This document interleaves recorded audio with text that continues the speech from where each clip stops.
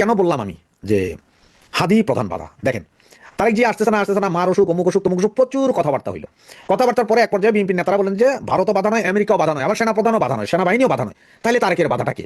এইটা নিয়ে আমরা হই হই রই কেউ বলেন পাসপোর্ট, কেউ বলেন ডিপোজিটার, ওই সেই। কিন্তু হঠাৎ করে 12 তারিখে যেই মাত্র তারেক এই হাদি কাকা গুলি খেলেন, 3 ঘন্টার ভিতরে চলে আসলো কি তারেক রহমান আসছেন 25 তারিখ। তুমি মিলান, হ্যাঁ, মনে রাখেন 12 তারিখ হাদির গুলি খাইলে 2টা 2:30টার সময়, 5:30টায় খবর সারা বাংলাদেশে একযোগে টিভিতে স্ক্রল হইলো, তারেক জিয়া 25 তারিখ আসছেন ঢাকায়। তো এই একটা ডট। এর পরেরটা কি হলো? এরপরটা দেখেন আসছে 25 তারিখ, ঠিক আছে, এটা নিয়ে আবার সন্দেহ বেসন্দেহ লাগছে, কিছু পত্রিকা লিখতেছে আসতেছে, কেউ লিখতেছে এখনো খবর পাইনি, এদিকে বিএনপির নেতারা লক্ষ লক্ষ নেতা টিকিট কেটে ফেলতেছে নেই। এর ভিতরে হাদিকে বলা হলো হাদির শরীর খারাপ, রাতারাতি 50 লক্ষ টাকা হাদির পার্টি দিয়া দিল, এয়ার অ্যাম্বুলেন্সের অ্যাডভান্স, বাকিটা সরকার দিল। ওনাকে নিয়ে যাওয়া হলো কোথায়? কোথায় নিয়ে যাওয়া হলো? সিঙ্গাপুরে। ওখানে যে আবার উনি ইন্ডিয়ান ডাক্তারের কাছে ট্রিটমেন্ট নিচ্ছেন।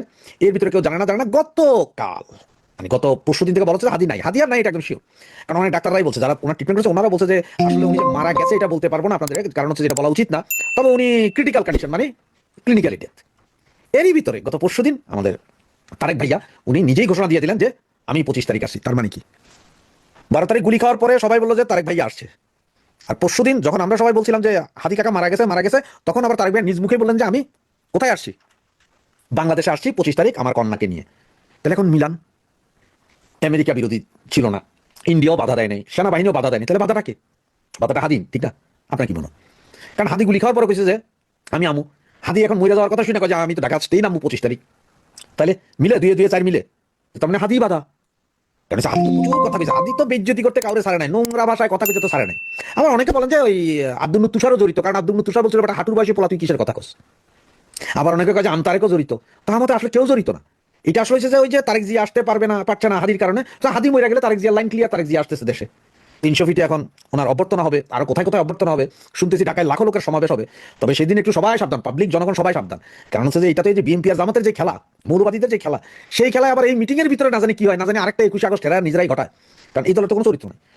হয়তো তারেক আসতেছে, তারেককে কেমনে বাধা দেওয়া, এই জন্য তার মিটিং এ বোমা হামলা চালা দিতে পারে মৌলবাদীরা, আছে তারেক তুমি ভাগো। কারণ হচ্ছে যে জামাতের আমির বর্তমানে এখানে, তো এখানে যতটুকু কথা শুনতেছি যে ওদের সাথে জাতীয় সরকারের মতো কথা বলার চেষ্টা করতেছে, যে 155 আসন বিএনপি নিবে, 80 আসন নিবে কে? জামাতে ইসলাম। আর থাকে 65 আসন, 40 আসন দিয়ে দিতে হবে এনসিপি রে, আর 25 আসন বাকি ওই যে টুকরা টুকরা দল আছে না, এই রাশেদ খান, তারপরে ওই যে অ্যাডভোকেট সাহেব, এরা একটা একটা করে পাবে। এইভাবে বছর 300 আসনের একটা প্রার্থী তালিকা কইরা এরপর একটা জাতীয় সরকার করবে, সব দল থেকে 2 1 জন, যেহেতু তারা বলছিল জাতীয় সরকার 2 1 জন নিয়ে দেখবে, যদি এটা দেশ, দেশ তো নাই, বিদেশ কেউই মানবে না ইলেকশন, এইভাবে কইরা একটা প্ল্যানিং নাকি চলতেছে এখন লন্ডনে। বুড়া কাকা তারা একটু চুম্মা দিতেছে।